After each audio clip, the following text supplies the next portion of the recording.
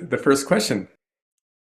While it feels good to rest in open, empty awareness, I'm still waiting for something to happen so that I'll awaken and identify this as my true self. Please help. How can I increase the chances of shifting from thought to awareness? What am I missing? Thank you. You asked the question the right way, because you asked, what can I do to increase the chances?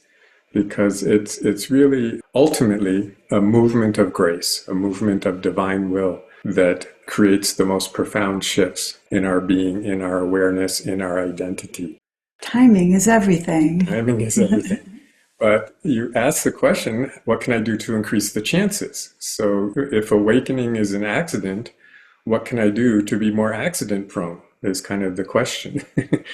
And specifically, addressing your question about shifting identity, my experience and what I would point you to is the practice of self-inquiry. It's a very profound and yet very simple, although at times subtle, practice of inquiring, asking, who am I or what am I? Although the questions can also broaden out from there. So that's the practice that most specifically addresses the sense of identity and most specifically creates the conditions where that sense of identity might shift, at least temporarily and possibly more permanently, into something like awareness or being or some quality of your true nature. So I actually am going to post on the chat window a link to an article on my own website. Title of the article is The Practice and Purpose of Self-Inquiry. And it's a nice long article with lots of tips, lots of suggestions, alternate ways of doing the self-inquiry. So that's my suggestion. One little inquiry you can do right off the bat is, who is it that is waiting? Who is it that is waiting to awaken? Is there something else here that is not waiting to awaken, that is already awake? There's a you that is wanting to awaken and waiting to awaken. And then there is the you that is aware of the you that wants to awaken. So there's just that little shift. And who knows when that shift might take place in someone's life? It is really not up to us, but it's always perfect timing for your soul. And so you lay the groundwork by doing the meditation that you're doing and the spiritual practices that you're doing through your intentions, through prayers and all of that. And then who knows, it could just happen all of a sudden. And it did happen for me when I was at an intensive where they split us up into dyads and we asked each other, who am I? The inquiry question that Nirmala is talking about. So you're sitting with another person and both of you say, who am I? And the person just sitting across from you is just kind of observing your experience. They're just there holding the space for your experience as you say, who am I? That question in that setting, even though I'd asked it before or was familiar with that question, for some reason that question in that setting, the classic question, who am I? It shifted me completely. I went home different after that. And on that page of the link that I posted on the chat, there is a discussion about doing the inquiry in a dyad.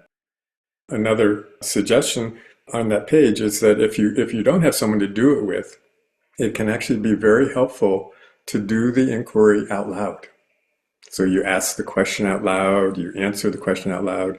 If it's awkward, you can't do that because you're in a public place or something, you can do it writing in a journal, writing the question and the answers down. Because I think there's a greater impact when you speak the answers out loud. Maybe that's why this was more effective, because it was like saying it out loud. Yeah. Oh, that's interesting. I never thought of that. I have this little pet theory that it's because when you say something out loud or you write it down on a page, the sound or the words go out and then they go back in both eyes or both ears. And so it connects up the two hemispheres of your brain. Yeah, so that's actually a neuroscience thing. Yeah, so there's kind of a... You didn't make it up. I didn't make it up. You read it. But it does seem to work. That's probably a big part of why therapy or just talking things over with your friends or is so profoundly effective because of this way it connects us up with all the different hemispheres of our being. All right, this is kind of a related question. What are some of the signs if you are close to awakening? I don't know. I don't think, see, the mind wants to know, doesn't it? Am I close? Am I close? When's it going to happen? So just notice the mind's curiosity about all of that. And, the truth is, we don't know, we can't know, we're not supposed to know. That's what I would say. And my experience after working with people for 25 years is that everybody's unique. And that some people, it's the most gentle, subtle, simple thing when there's a shift, this very fundamental shift in identity, which is what we're kind of talking about. And then with other people, it's associated with all kinds of dramatic kundalini energy, big emotional upheavals, big changes in their life. And other people just kind of like, oh, right. And then they go and have lunch and everything in between.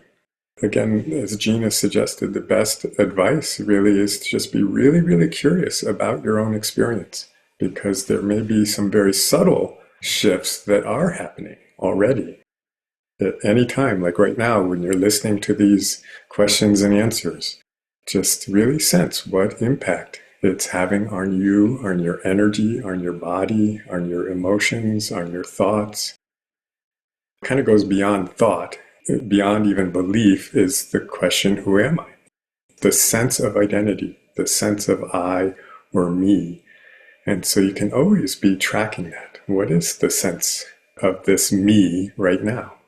Where is it? What is it? Does it feel contracted? Does it feel expanded? Is it shifting? Is it moving?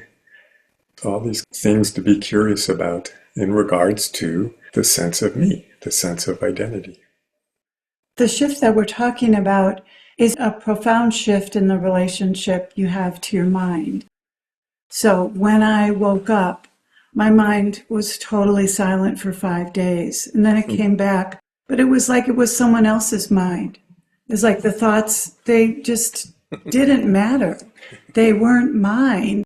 I could see right through them. They didn't catch me up. I didn't identify with them in the same way. Or if occasionally I identify with a thought, I quickly see that I identified with that thought and choose otherwise. That's the shift we're talking about. And it may not sound like that big a deal, but that is the spiritual progress. That is the goal of the spiritual path, is that new relationship with one's mind, where you are clearly at a distance from it and you know yourself to not be those thoughts. Someone once asked Krishnamurti, what's your secret? How can you be so at peace, so at ease? And his answer was, I don't mind what happens. It's only our minds that mind what happens. Including what thoughts appear in the mind. Yeah, the thoughts that appear in our mind what happens. They care. If you don't mind what your mind says, then it doesn't really matter what your mind says or what someone else says or what someone else does or what, happens in your life. Isn't that the simplest thing? Oh, I don't mind what happens. What do we call that? We call that easygoing. His mother would go on vacation with us when she was alive. And I thought, I think your mother's enlightened because she never minds what happens. I mean, she's always like, sure, whatever we did, whatever we suggested. I've never seen her do anything but say yes to whatever was going on. Some people are like that. Maybe she was more enlightened than we thought. Maybe, yeah.